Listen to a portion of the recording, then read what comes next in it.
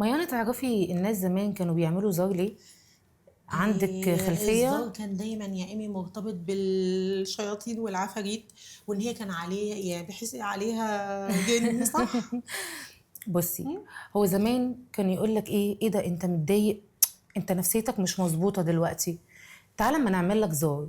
اه. فبالتالي يبتدوا يجمعوا مجموعة من الناس ويعملوا موسيقى معينة بطبول معينة، ويبتدوا يعملوا طقس. حركات تخرج الطاقة السلبية اللي جوه الشخص ده.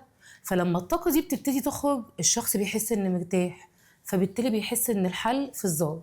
لان كمان ما كانش فيه طب نفسي زمان منتشر، ولا ما فيش اصلا اروح لدكتور نفسي يعالجني، ولا انا معترفة بمشكلتي. الناس زمان كانوا شعبيين جدا، وعاداتهم وتقاليدهم في الموروثات اللي هم اتعودوا عليها. ما عندهمش ثقافة انت متضايق او او تعبان انت او عندك عندك مرض مشكلة نفسي، معينة، او انت فالجأ عندك مرض للدكتور نفسي. او الجأ للمتخصص اللي يقدر يساعدك في كده. كان الحل على طول في الزار. طب انت ايه رأيك بقى؟ ده بالنسبة للزار، يعني الزار مرتبط بالجن والشياطين والعفاريت والكلام ده كله. بس انا شايفاه من منطلق تاني على فكرة. انا شايفاه تفريغ عن النفس زي ما انت ما قلتي بالاكتر. يعني مش كل هم فهموا الكونسبت غلط. على قد ثقافتهم فهموا غلط. بس انت لو بصيتي في الحركات نفسها بغض النظر عن بقى المعتقد الديني، هتلاقي ان هي حركات بتطلع طاقة. زي دلوقتي اليوجا مثلا، انت لو شفتي اليوجا عليها كلام كأنها طقوس روحانية بتحصل، وتحسي ان هي برضو فيها زي تحضير الارواح. يعني في ناس اصلا بتتهم اليوجا الحركات بتاعتها بتحضير ارواح، وهي اصلا متاخده تقريبا عن الديانات البوذيه او الحاجات اللي زي دي. احنا بقى لو فصلنا برضو الطقوس الروحانية عن الحركات اللي احنا بنمارسها زي الاسترتشات والبلانك مود والكلام ده كله اللي احنا بنعمله في اليوجا، برضو هنلاقي ان هي بتفيد جسمنا، بتنقي روحنا، بتطلع الكبت اللي جوانا بطريقة اهدى. يعني في ناس ساعات بتلجأ ان هي تعبر عن نفسها بصوت عالي، تقف في مكان مثلا فاضي وتزعق جامد.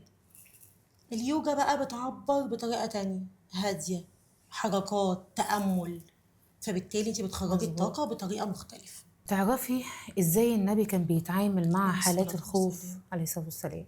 كان بيتعامل مع حالات الخوف والقلق، واكيد النبي كان بيخاف.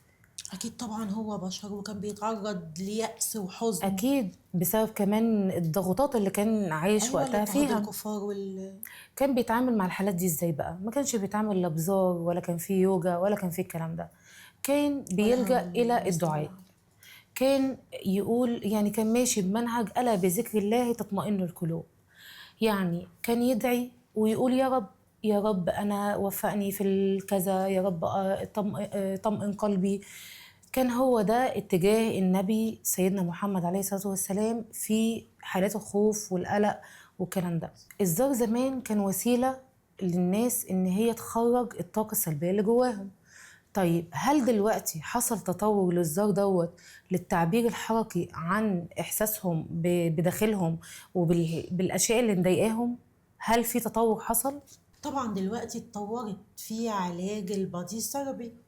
ازاي تعبري عن طاقتك المكبوتة بالحركات الجسدية. الصراخ في مكان واسع يسمح بذلك، يعني تقدري ان انت تعبري. ده اسمه بادي ثيرابي، ده نوع من انواع العلاج بالحركة، بالتعبير. برضو في عندك الدراما ثيرابي، التعبير عن مشكلة نفسية انت مريتي بيها قبل كده، بتعبري عنها بالدراما او المسرح. يعني بتقفي بتمثلي المشكله، بتطلعي كل المشاعر المكبوته، وطالما فرغتيها بتقدري ان انت ايه تعالجيها.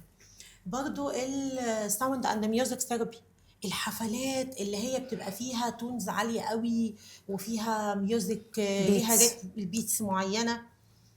دي برضو بتتفاعلي جدا معاها وبتعمل تحرر للمشاعر الصعبة.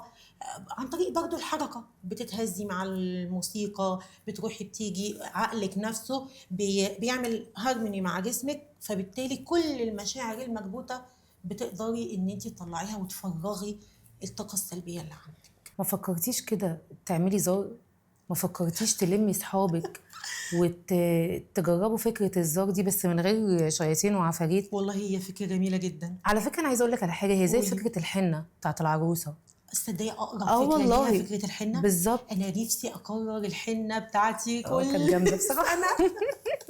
لا مود الحنه كان جميل، بس هو اقرب حاجه قلتيها للزوج. فعلا شفتي كميه الطاقه السلبيه اللي بتطلع طاقه سلبيه، اللي هو كانك بتتولدي بترمي من جديد. اللي حصل قبل الجواز كله، وبتبتدي احداث جديده وبتبقي فريش وبتبقي مبسوطه، بتخرجي فعلا طاقه كبيره بس جدا احنا بتبقى لازم على جواكي. فكره بعد الجواز نعمل الحنه دي اصلا كتير. المفروض يعني البنات كلها لازم تتجمع تتجمع وكل المتزوجات يعيدوا الحنه. يا جماعه ايه المشكله ان انتوا تعيدوا الحنه تاني؟ مش لازم نعيد الفرح، حفله نعيد بقى الحنه بالظبط. وطبول وحاجات من دي. بالظبط. القاكي في في الزار الزار القادم ان القادم شاء الله.